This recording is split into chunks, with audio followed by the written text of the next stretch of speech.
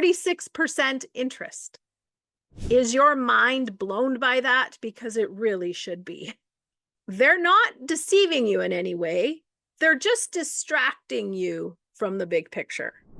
Hey, you, I hear that you've been asking what interest rates are and how they work. Well, let me take a little bit of time to tell you. Interest rates are like a price tag on money. You know, when you go shopping and you look at the price tag to see how much something costs, well, interest rates are like that for borrowing or lending money. Now, imagine you want to borrow some money from a bank to buy a fancy new car. Now, the bank will lend you money, but not for free, of course. They will apply a cost to lending you that money, which is interest. Now, the interest rate is a percentage of the borrowed amount that you will have to pay back over and above the amount you borrowed as a fee, interest.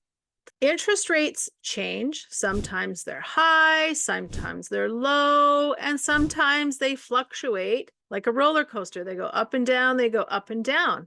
Now, this is influenced by a bunch of factors. You know how the weather affects your mood? Well, the economy has a similar effect on interest rates. When the economy is booming and things are going well, interest rates tend to be higher because there's a lot of demand for borrowing money. Now, when the economy is not doing so well, and it's kind of sad, interest rates go down to encourage you to borrow money to stimulate the economy. There are two types of interest, and those are simple interest and compound interest. Simple interest is like the vanilla ice cream of interest rates. It's a straightforward calculation. So let's say you borrow $100 from a bank and the simple interest is 10%. And you plan on paying this money back over a 5-year period. The interest is simply, pardon the pun, calculated by taking $100 times the interest rate.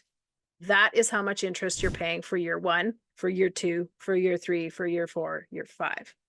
So let's say for this example, you're borrowing $100 at 10% interest.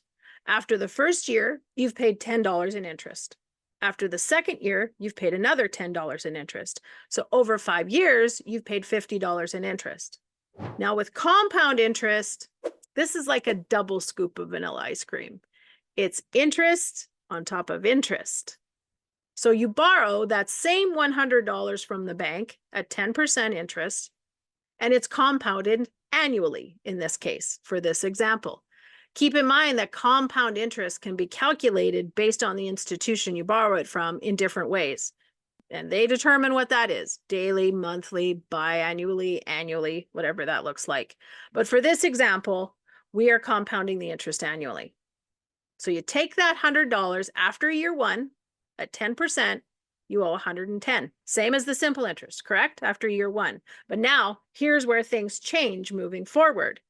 For year 2, you are now charged that 10% interest on that $110.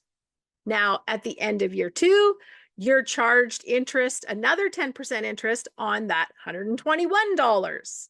Now, fast forward to 5 years, when you've paid it all back, you've actually paid back $161. Now, you can see with simple interest, you paid back $150. With compound interest, you've paid back $161. So you can see the power of compounding. Now, to give you a personal example of a loan that I bought a brand new Jeep Compass in April of 2020.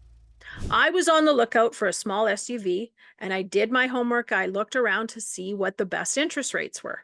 It turns out that I got this, and I went to the dealership to look at a Jeep Compass. The best interest rate at that time was 3.9%. I shopped around. Now, as a human race, what we do is we tend to focus on numbers. We tend to focus on the most attractive looking numbers. And this is what I did. This is what I'm guilty of. Knowing what I know now, I probably would have done things a little bit differently. So they had a deal going on at the time for 3.9% financing, which at that time was not a bad deal. Now, shame on me, but I chose 8 years to pay back my car loan because what was I doing? I was focusing on The attractive low number. The longer you extend the repayment plan of that loan, the smaller your payments are, but volume-wise in interest, I paid way more in interest than I would have if I would have got it for 48 months or 60 months. They're not deceiving you in any way. They're just distracting you from the big picture. They're having you focus on, hey, it's only 3.9% financing. Your payments are only going to be $275 every 2 weeks. So for me, manageable. Okay, yep, I can do $275 every 2 weeks. But now that I know what I know and I look and I see what I'm going to actually have paid for that vehicle at the end of the road, the ticket price was $42,000. The interest rate was 3.9% financing, compounded interest, of course. I will have paid $57,000 for my Jeep when it's all said and done. That's $15,000 in interest alone. 36% interest. Is your mind blown by that? Because it really should be. Now, compounding can be very powerful, and you need to be careful when it's working against you to avoid getting into too much debt and causing yourself financial stress.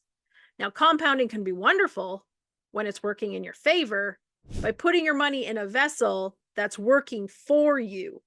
Now, we can coach you on how to improve your financial situation, compounding your money and using your own system over time to finance the things you want in life. Keeping that money within your own family instead of having it flow away from you into somebody else's bank.